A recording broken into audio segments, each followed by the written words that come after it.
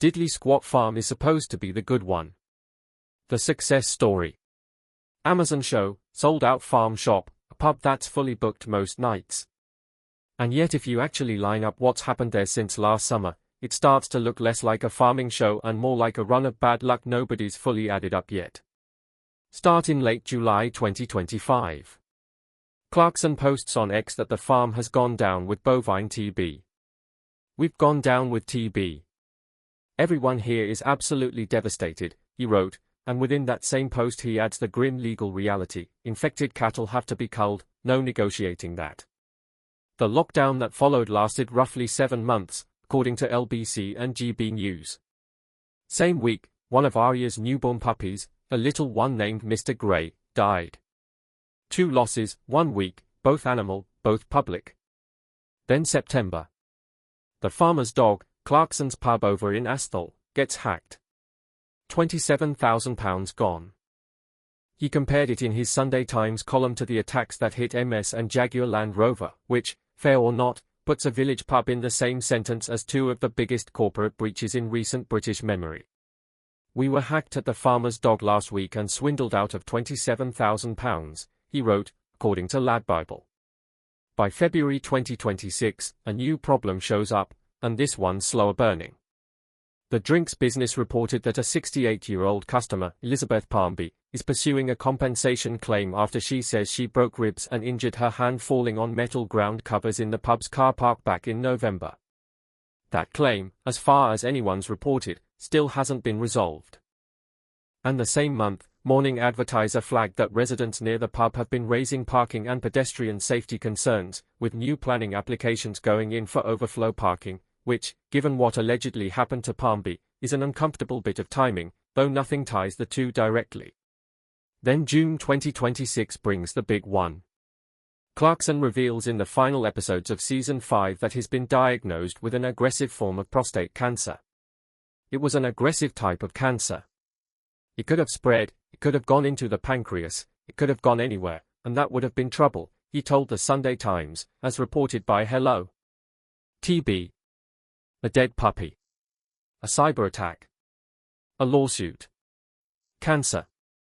That's 5 distinct crises inside about 11 months, and Clarkson himself seems to have noticed the shape of it before any journalist did. In his March 2026 Sun column, right after announcing the farm was finally TB-free, he wrote, "In farming, it seems you are allowed one bit of good news, but it must always be accompanied by some kind of disaster." That's not me reading a pattern into his life, that's him saying it out loud. Which raises the obvious question, is that actually a pattern, or is it just what farming looks like when you're famous enough that every bad week gets a headline?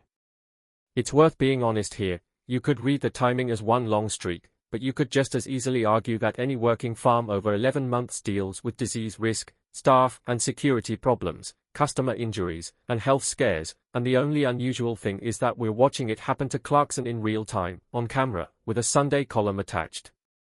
There's no source confirming he thinks it's some cosmic joke rather than just rotten luck, he's being wry about it, not diagnosing a curse. Worth sitting with that before deciding this is anything more than a bad stretch that happened to a very visible man. Now, here's the thing about that quote, one bit of good news always paired with disaster. Because good news did follow. Twice, actually. The TB restrictions lifted in March, farm declared officially clear. And in June, alongside the cancer reveal, Clarkson confirmed he's in remission, a follow-up PSA test came back clean. He told the Sunday Times, "I am, without a doubt, officially, the world's luckiest man." He's also said he's chosen to think of himself as one of the 60% of prostate cancer patients who don't get a recurrence, which is a specific, almost defiant way of putting it, framing a statistic as a decision rather than a guess. So if his own rule holds, good news, disaster, repeat, you'd expect something to have gone wrong right around when that remission news landed.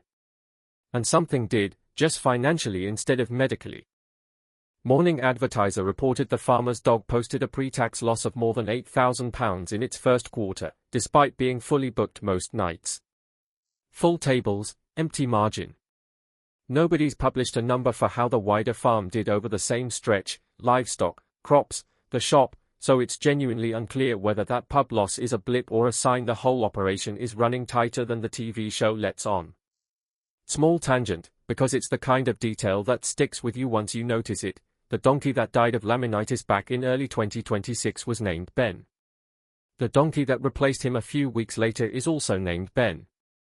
Hart reported it as a straightforward replacement, no ceremony, just Ben the second stepping into Ben the first's paddock. There's something almost accidentally poetic about a farm that keeps recycling names for the things it loses, though that's probably me reaching more than it is anyone's actual intention. Meanwhile, the farm keeps growing as a public draw, which makes the losses harder to square. Cereals 2026, the big arable trade show, was hosted at Diddley Squat in June and pulled in more than 25,000 visitors, per Farmer's Guide, with around 550 exhibitors expected according to the farm shop's own figures. That's not a struggling business by any obvious measure. And Season 6 is already commissioned, set for summer 2027, confirmed through planning documents filed with West Oxfordshire District Council. So the show goes on, literally, at the same time the pub's in the red and a compensation claim is sitting unresolved. Put those two things side by side, a farm packing in tens of thousands of visitors and locking in another TV season, against a pub that lost money while full and a court claim nobody's heard the outcome of, and it's hard not to wonder whether the public version of Diddley Squat and the financial reality of Diddley Squat are just two different stories that happen to share a postcode.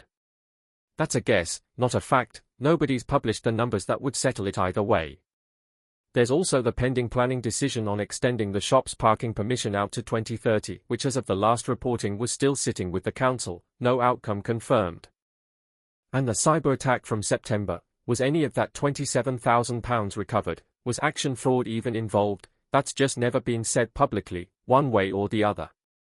So where does that leave the place, really, heading into whatever Season 6 decides to show us?